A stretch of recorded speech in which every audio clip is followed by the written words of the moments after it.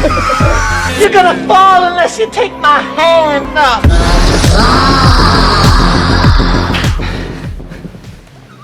Anyways, like I was telling you, the Trump administration just declared fentanyl as a weapon of mass destruction. Holy shit, I didn't know Dick Cheney and Colin Powell made fentanyl. Oh, man, dude. I don't even know what they are. Welcome back to Claw Machine. My name's Gary Busey. I'm terrifying on Instagram. Dude, I just watched a Gary Busey video. Bro, he's been fucking me up. Oh, my God, it's so crazy. What He was scares me, bro. Yeah, of course. He's It's a jump scare every time you see his face. Well, he stares at the camera like for 2 seconds before he starts talking some crazy shit. Man, it'll just be dead silent. He's like, "I'm Gary Busey." And you're like, "Ah!" And he's like, "Wishing you a happy holidays." He's wearing a dirty hat that just says NFL on it. It's like no team. Yeah, the Gary Busey, man. Who's Dairy Busey? Is that like mixed with Pennywise? I'm Dairy Busey. You're Dairy Busey. Because I ate too much ice cream and now my head's all fucked up. Yeah, you did with ice cream what he did with a motorcycle. Man, the motorcycle will fuck you up. I know, dude, and that was like my favorite thing was to drive my motorcycle drunk. I'm not kidding. It was so fun, man.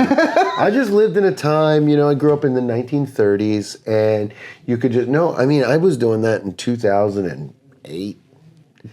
Yeah, Obama was president. I smoked cigs. I worked at a bar, and one of the best things in the world was getting on my little 550 and driving around downtown Cincinnati, around Fountain Square. There was nobody around. It was like 3 o'clock in the morning. Sometimes I'd leave my house to do it. I'd just have, a couple hundred beers and then be like, let's ride around the city a little bit. Dude, there's no cars out, man. Do you realize that you have bad ideas a lot? Me? Mm-hmm. No. What do you mean? Do you realize? I'm just being honest with my boys. I know that it's wrong and I know that it's stupid, but I would put my best friend on the back. So if anything happened, we would die together, and and we would just, because he never ridden a motorcycle, and he's like, well, I need to drink whiskey to learn, and I'm like, well, the city's the perfect place because it's closed after 9 o'clock. Downtown Cincinnati is not like New York. There's not 100 cars. There's one, and they're cops. Yeah, and they see two guys on a motorcycle, and they're like, they're probably sober. One white guy, one black guy, unity. They cops traditionally love that. Well, they saw him on the back, so they were probably like, well, he's safe. With the white guy driving or whatever. It was a reverse Miss Daisy, I think. Yeah. No, I don't know, but no, my best friend and I would, with one helmet, I taught him how to ride a motorcycle. He burnt his leg horrifically on the muffler, but obviously I was being hyperbolic. Cops would hate to see me doing that, but I never encountered anything. Because I would go to a big parking lot, and then you get bored of the parking lot, and then you're like, let's cruise around Fountain Square a little bit. No consequences for your actions. Well, the consequences are living with, survivor's guilt. There you go. Survivor's guilt? Yeah, I survived driving my motorcycle drunk. Yeah, you survived yourself? I survived my own actions 1,000 times. Give or take 1,000. Damn, that's crazy. So, it didn't turn you off that your dad was a motorcycle guy? Well, he drove Harleys and stuff, and I was like, loser. I drove a little 550 cafe bike. I took it on the highway one time, sober. I took it on the highway one time. I did not like it. It was not made for the highway, bro. And I took it on the Ronald Reagan Highway to go to Mount Healthy to show my mom. And I was like, I had to get off at 2 exits after I got on because I was like, the speedometer cable had come out of the wheel. And I looked down, I just saw something flapping, and it was flapping close to the spinning wheel. If that would have went in there, it would have ripped my handlebars off. The bike would have basically exploded. I would have been a stain on Ronald Reagan Highway. Wow. Like he was on this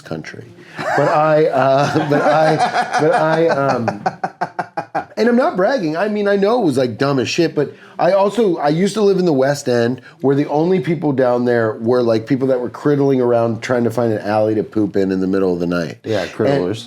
Criddlers. And then I had my motorcycle. Great slur. In a garage. That's not a slur. Yeah, but it could be. Yeah, that's true. And I had my motorcycle in a garage, in like a garage behind lock. Whoa, chill out. Behind lock and key, and sometimes I'd have a couple beers with my boy Richie, and we'd take the motorcycle around. Then he had kids, and we did it less, but we still did it.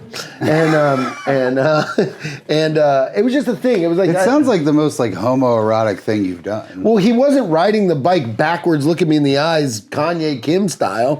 It was just normal, him holding onto my waist and whispering in my ear, "You're doing it. Turn right, Papa." Shit like that, Yeah, stuff that you do with your friends. Stuff I do to you all the time. Yeah, you would never get on a motorcycle with me. You'd be too afraid. And I hardly ever drink now. I could ride you all around this town, but you wouldn't handle it. And I'm not saying of course I'm not like advocating for it, but that was just the thing that I would do. That It was the thing back then in 2008, not that long ago. Well, how are you supposed to get your motorcycle home when you're drinking all night? Just to leave it where it is. Comedy podcast. Edit that out. No, that's fine.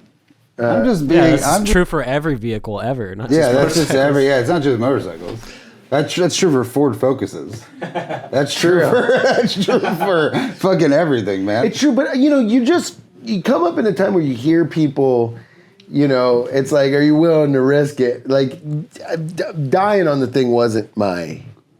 Because I don't know how you are when you drank, but I'm not like a fall down, blackout. No. I'd never ride it like that. The honest truth is I would drink about 14 beers and I'd drive my...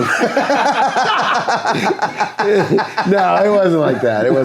It was 15. It was worse. I'd handle a briefcase and get it home. No, but I lived past...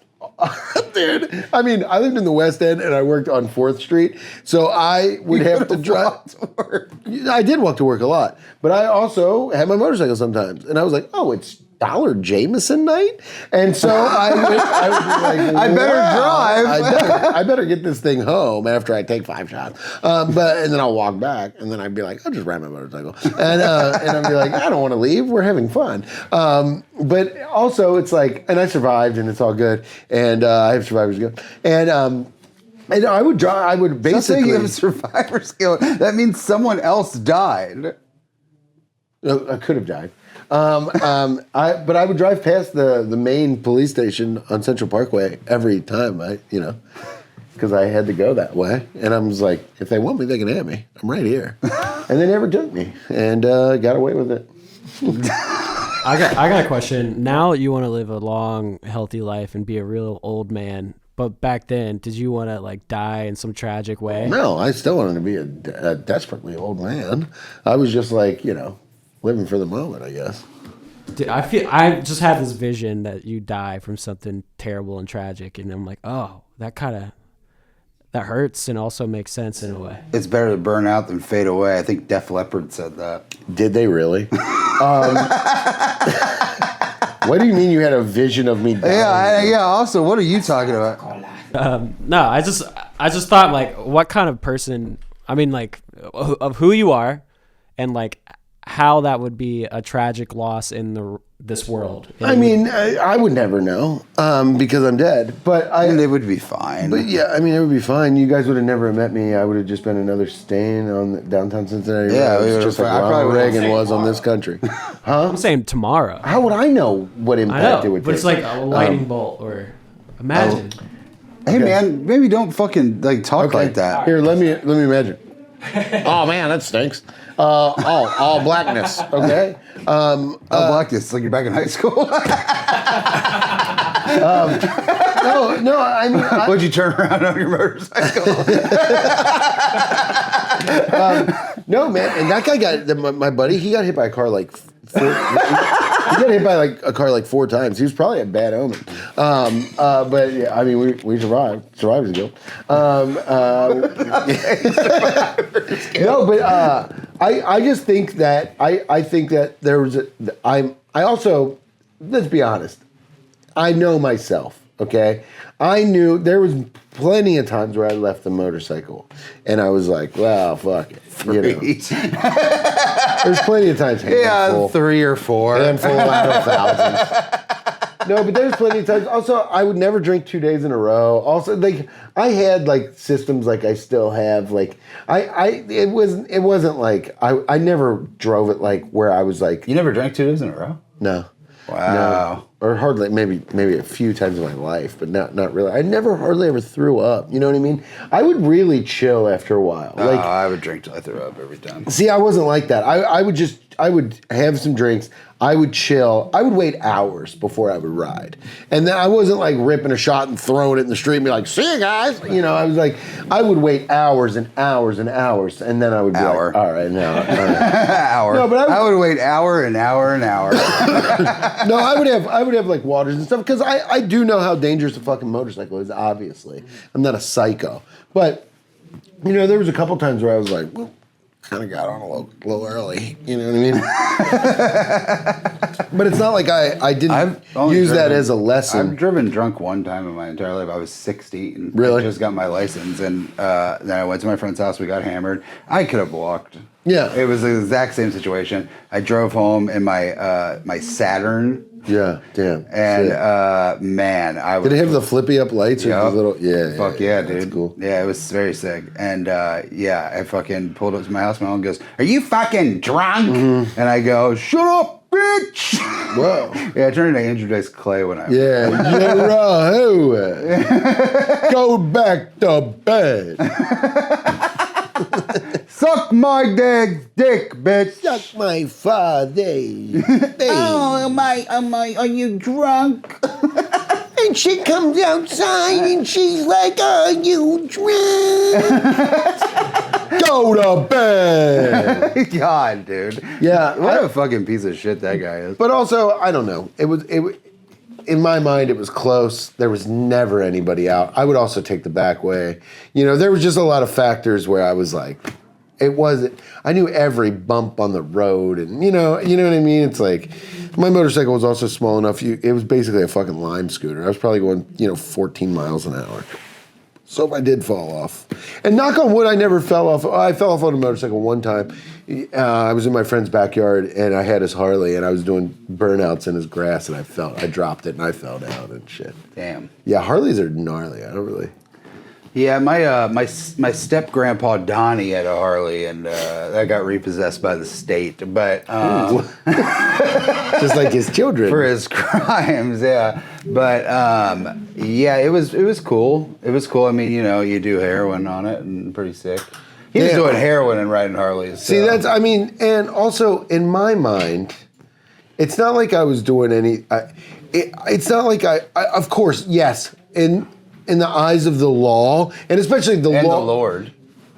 Okay, in the eyes of the law, in this day and age, I would have been in a lot of trouble. But in 2008, it was a little bit more laxed, Yeah. I feel like they weren't like putting up signs as like, well, if you smoke weed and drive, we're gonna put you in jail for 3 days. It's like it was kind of a thing. I feel like if I wasn't going crazy, I wasn't, and like I said, wouldn't ride it fast.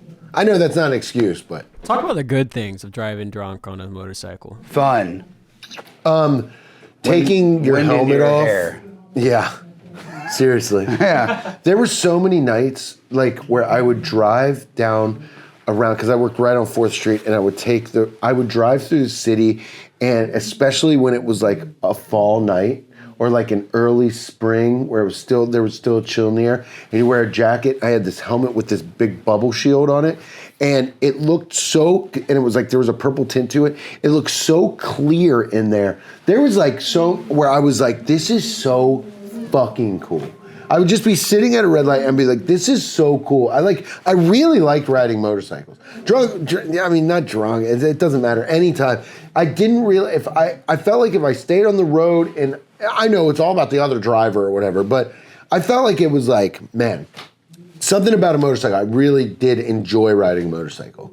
It was You very something cool. powerful in between your legs. Come on, man. That's totally true. Yeah, but no, I always just kind of liked it. I don't know. Something about it. Like, I like riding my bike. I have a nice little cruiser bike. I like riding my bike. Something about a little 2-wheel Johnny floating around the city and stuff. I mean, I wear a helmet. I'm pretty safe. You know? Good way to get away.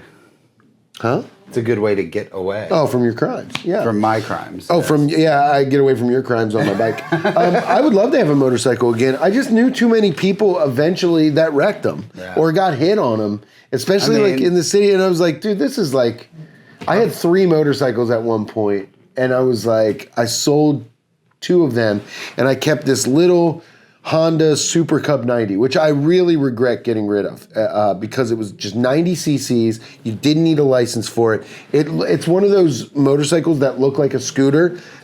It's semi-automatic, so it's 3 gears. You don't have a clutch. You just get on it, and when it starts getting loud, you click it up to the next gear, click it up to, it goes like 55 miles, 45, 50 miles an hour tops, 55 maybe. It says 55, but it goes like 45, 50 with me on it. And it's one of those, it's the most popular vehicle in the world because it's those motorcycles you see like in Asian countries where people's whole families will be on the motherfuckers with 70 chickens on the back and shit. It's one of them. And I had one of them. And dude, you can't kill them. You can never fill them up with oil, and you can drop them off a building and they'll start and you can drive 100 miles on them. They're awesome. And it's like, you can fill them up with vegetable oil and shit. Like, they will not die. It's like when Honda used to make an engine. I fucking loved that thing, and I shouldn't have got rid of it. I could literally lift it up and take it into my apartment right now. It was like 150 pounds. Well, we knew a guy that got a motorcycle and had it for like 3 days and then fucking got in an accident. Oh, yeah, well, he was driving it drunk. Yeah. He drinks different, you know? He doesn't do it like He you. ripped a bunch of Jaeger bombs and fucking wrecked it in a roundabout.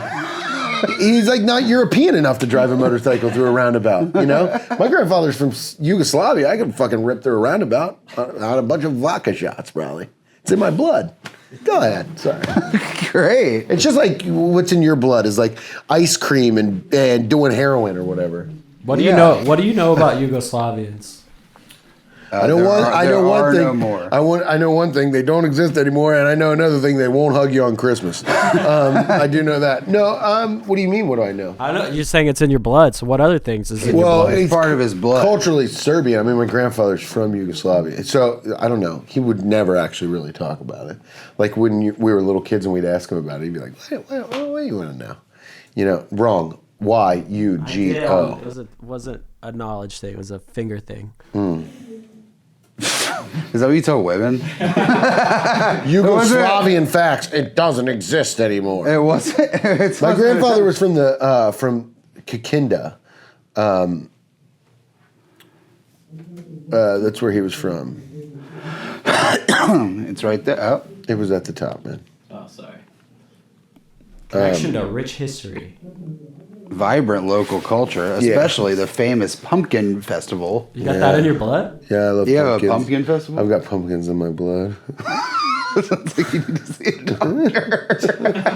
I've got pumpkins in my blood. Yeah, I've got, and my guts are those stinky ones that pumpkins have. If we cut you open and gutted you... Why did you type in Kikinda people? Just type in Kikinda Yugoslavia. No, I want to know about the Kikinda people. Okay. Yeah, I'm trying to learn culturally about you, Okay. not the country. Well, you're just looking at Oh, Google look at images. those ugly You're fucks. looking at You're people in definitely from there. robes next to fucking pumpkins. Oh, dude, you're Why don't you just you go to are- the Wikipedia and see what it says? You're definitely from there. All these ugly fucking pricks. What is your problem, little buck? Nothing, man. I'm just trying to be cute. I think on we this need thing. to go there. What, go to Kikinda? Yeah, I want to see where my grandfather was from. But where is it now? It's in Serbia. Oh, okay.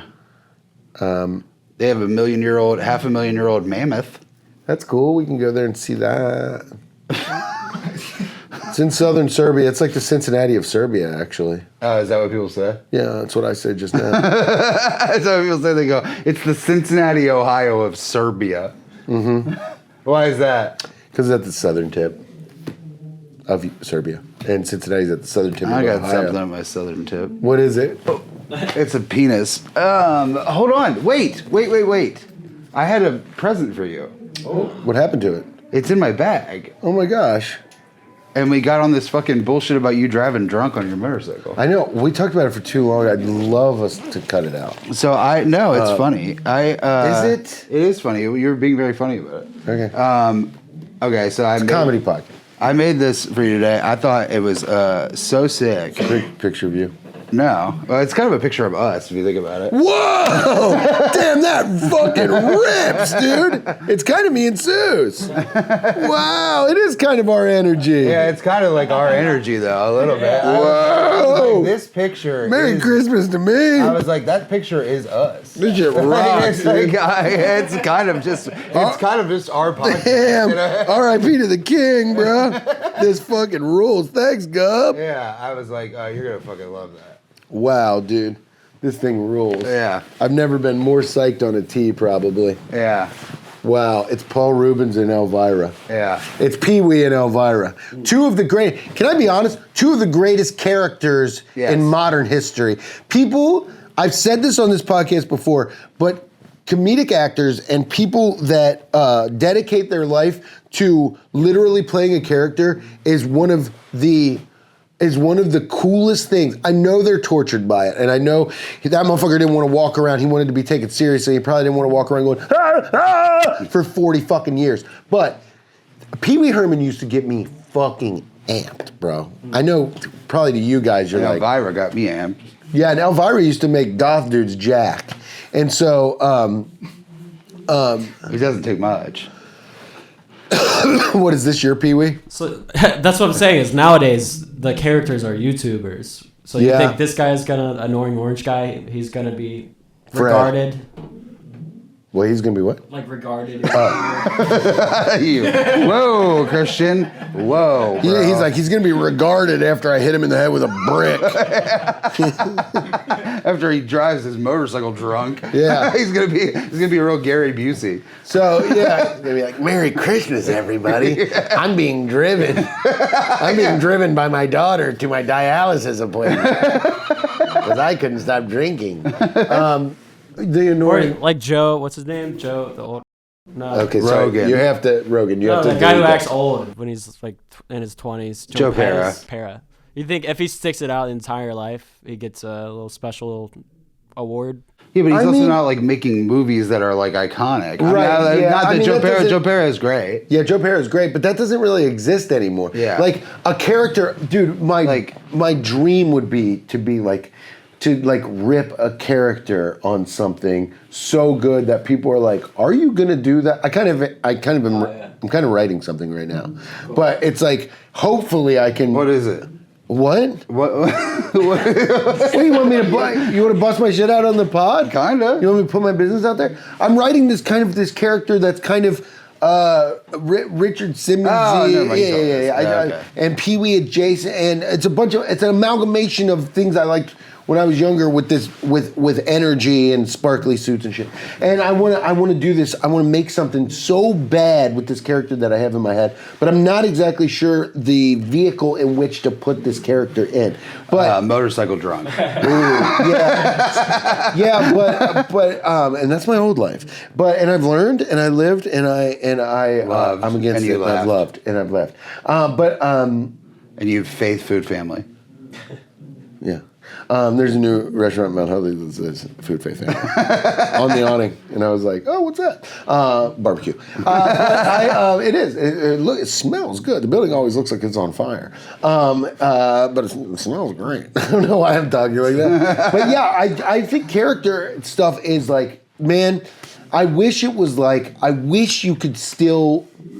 I wish society, if my one great wish is that. Yeah, what's your Christmas wish? My Christmas wish is that society still had reverence for people's for character acting privacy, where they didn't want the illusion spoiled by every single turn. They didn't need to know the people personally. Yeah, they didn't want the wink off. You know what I mean? Right. They didn't need the fourth wall broken. They didn't need Deadpool.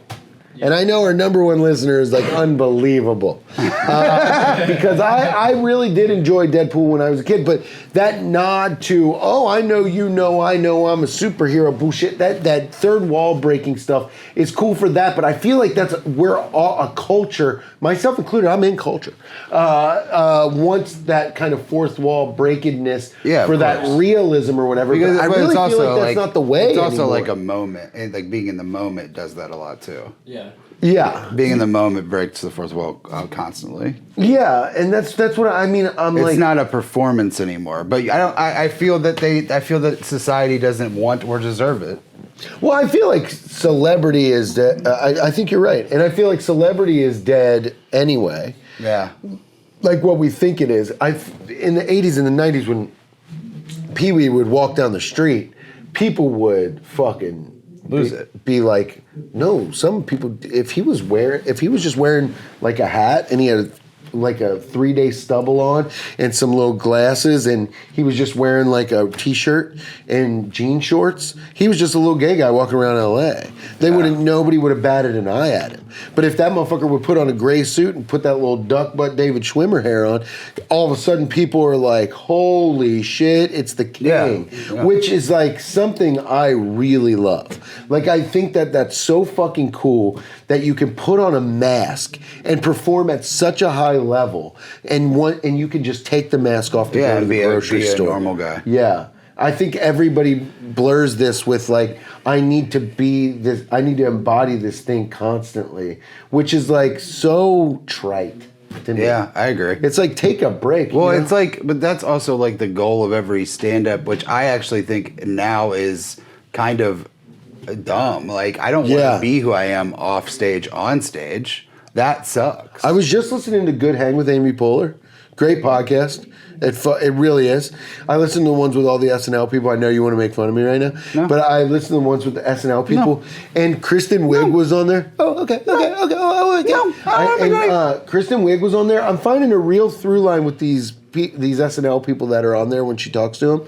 She's like, what would people think, find crazy about you if they met you in person? She asks really good questions because it's a woman-driven podcast, and guys. No, I want to make fun of you. Yeah, I'm like literally trying to get you to yell at me. No, but just fucking around. But she asked a question. Just fucking around. Women don't ask a question. Yeah, just fucking around. I hate it. No, it's a really good pod, and she asked this question, and dude, most of the people on there, like Will Arnett, like people, Kristen Wiig's thing, I thought was so interesting. She was like, people would find out I'm like a horrible storyteller. Yeah. She's like, I'm bad at parties. People were like, oh, how was this guy when he hosted? She's like, I'm socially awkward. Like, Kristen Wiig's husband was like, you're really bad at telling stories to her. Like, Kate McKinnon's like socially awkward. Like, Rachel Dratch is like this. She got nominated for a fucking Tony Award, and she's like, I will leave if the vibes are weird. I'm socially a little like, I don't want to be here. Yeah, and I kind of like, I've always kind of forced myself socially to be a little bit of a fucking boisterous person, and some of that stuff's not going to come out of me. But I do kind of like not want to always. Huh? What will come out of you? If you jack in enough seed. Thanks for listening. Wait. Pumpkin seed? Yeah. Kikinda. Kikinda forever. Hey, ask us a question. Kikinda forever. Kikinda forever. It's not this. No, it's not this. It's like. What's your question? Ask it quick. Ask it quick because I got a diarrhea. No, I don't. I'm fine. My poop has actually been so solid. Thanks for asking, Charlie. Go ahead, Christian. Is it a question that'll turn me off? Maybe. Is it okay being nationalist to white countries? No. And we'll see you next week.